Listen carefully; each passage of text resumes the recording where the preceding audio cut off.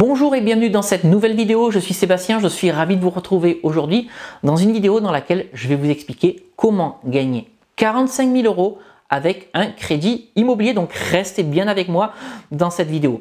Mais avant tout, si vous vous retrouvez pour la première fois sur cette chaîne YouTube, eh bien laissez-moi vous souhaiter la bienvenue. On est ici sur une chaîne YouTube qui parle d'immobilier, de stratégie de location à haut rendement et des moyens qu'il est possible de mettre en œuvre pour se créer des revenus complémentaires grâce à l'immobilier. Donc n'hésitez pas à vous abonner et à activer la petite cloche pour être tenu informé en temps réel de la publication de toutes mes nouvelles vidéos. Et puis, si vous vous retrouvez encore une fois pour la première fois sur cette chaîne, eh bien je vous offre un package de bienvenue, 2 e-books et une formation pour comprendre les mécaniques de l'immobilier. Vous retrouvez l'ensemble de ces éléments dans la description qui se trouve juste en dessous de cette vidéo. Alors venons-en maintenant au sujet du jour. Comment s'enrichir avec un crédit immobilier et même avec un exemple chiffré. Je vais vous expliquer comment gagner 45 000 € avec un crédit immobilier. Alors c'est vrai que dans la majorité des cas, on pense que acheter un bien immobilier, c'est prendre un crédit et donc c'est s'endetter sur plusieurs dizaines ou plusieurs centaines de milliers d'euros sur 15 ans, 20 ans ou 25 ans. Et ça, eh bien, c'est une réalité. Mais ce que les gens ne savent pas, c'est qu'il est possible de gagner de l'argent avec l'immobilier. On gagne de l'argent avec l'immobilier lorsqu'on fait un bon investissement immobilier, c'est-à-dire que votre loyer couvre l'ensemble de vos charges et qu'il reste même de quelque chose derrière, c'est ce qu'on appelle le cash flow. Donc pour réaliser un bon investissement immobilier, il faut avoir un cash flow positif. Mais ce n'est pas de ça dont je vais vous parler dans cette vidéo. Si vous me suivez, je vous dis au fil de mes vidéos que pour réaliser une bonne affaire dans l'immobilier, eh bien, il faut acheter des biens avec travaux. Pourquoi est-ce qu'il faut acheter des biens avec travaux? Parce que tout simplement, ce sont des biens qui subissent une décote et donc qu'on va pouvoir acheter moins cher. Et l'avantage des biens avec travaux, eh c'est justement qu'il va falloir faire des travaux. Alors les travaux, c'est quelque chose qui fait peur généralement aux gens, mais vous allez voir que dans certains cas, eh bien, vous allez pouvoir vous enrichir grâce aux travaux. Je vais m'expliquer tout de suite. Au moment où vous souhaitez obtenir le financement ou au moment où vous allez consulter votre banquier pour obtenir le financement de votre projet immobilier avec travaux, de votre investissement locatif avec travaux, eh bien, vous allez devoir négocier avec votre banquier un report des échéances de prêt. Pourquoi? Eh bien parce que si vous avez 6 mois de travaux devant vous, forcément pendant les travaux vous n'allez pas avoir de revenus locatifs. Donc il est très facile à ce moment-là d'expliquer à son banquier, voilà, moi j'ai 6 mois de travaux, donc comme je ne vais pas avoir de revenus locatifs en face, au moins durant la durée des travaux, je souhaiterais ne pas avoir de crédit à rembourser. Donc cette négociation, c'est ce qu'on appelle demander à son banquier un report des échéances de prêt. Et il y a 2 types de report des échéances de prêt. Il y a le report des échéances partielles et le report des échéances totales. Sur le report des échéances partielles, eh bien, durant la phase de travaux, eh bien, vous n'allez payer que les intérêts d'emprunt. Maintenant, sur le report des échéances totales, durant la phase des travaux, eh bien, vous ne paierez absolument rien si ce n'est bien entendu l'assurance du bien immobilier. Et c'est là que ça commence à devenir intéressant. Je pense que vous voyez où je veux en venir. C'est que si vous avez 6 mois de travaux, eh bien demandez à votre banquier un report de 12 mois, de 24 mois, voire même de 36 mois. Il y a certaines banques qui vont accorder un report des échéances au-delà du délai des travaux. Et ça va constituer un avantage énorme pour pouvoir vous constituer une trésorerie et une épargne. Alors ne me demandez pas quelles sont les banques qui accordent ça, parce que toutes les banques l'accordent, de même que toutes les banques permettent à des gens d'obtenir le financement d'un projet immobilier. Ça va dépendre de votre projet, ça va dépendre de votre profil et surtout ça va dépendre de votre interlocuteur. Donc il n'y a pas forcément une banque qui accorde ce genre de choses, toutes les banques l'accordent.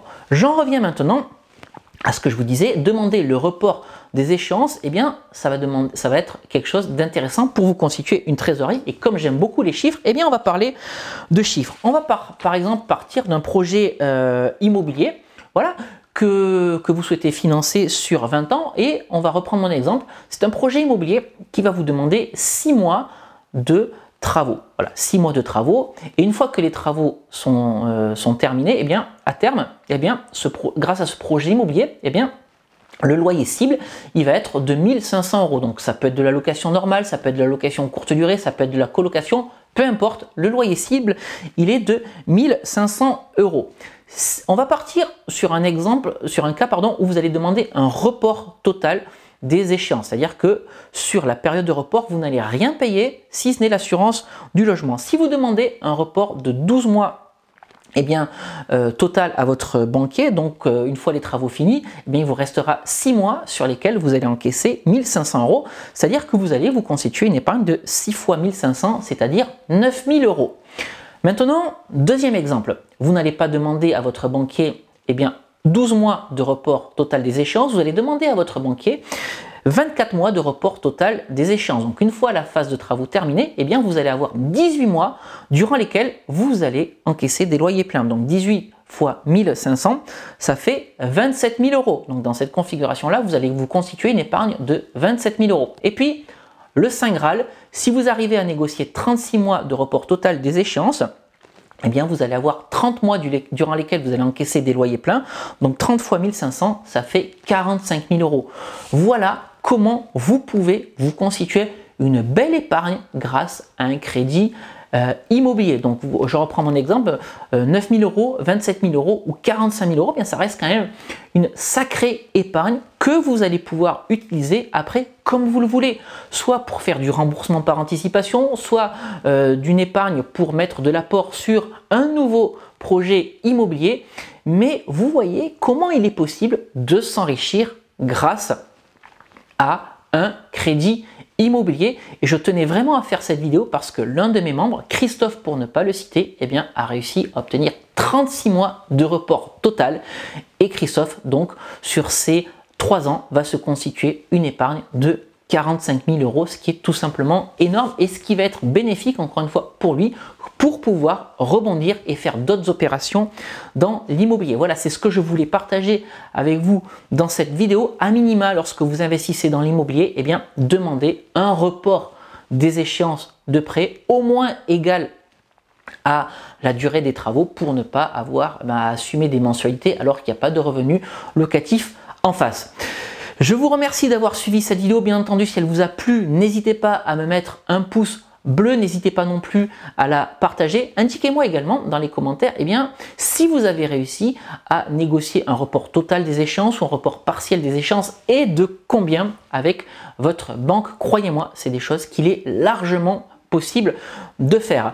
Avant de vous quitter, je vous rappelle que vous pouvez me suivre également sur Instagram, sur mon compte, parce que sur ce compte, je partage les coulisses de tout ce que je fais au quotidien, aussi bien sur les vidéos que je tourne sur YouTube. Je donne également quelques conseils et puis je vous amène de temps en temps sur mes propres chantiers immobiliers pour vous montrer ce que je fais au quotidien en termes de rénovation, de négociation de devis ou des travaux que je peux engager avec des architectes d'intérieur. Voilà, tout ça, ça se passe sur Instagram.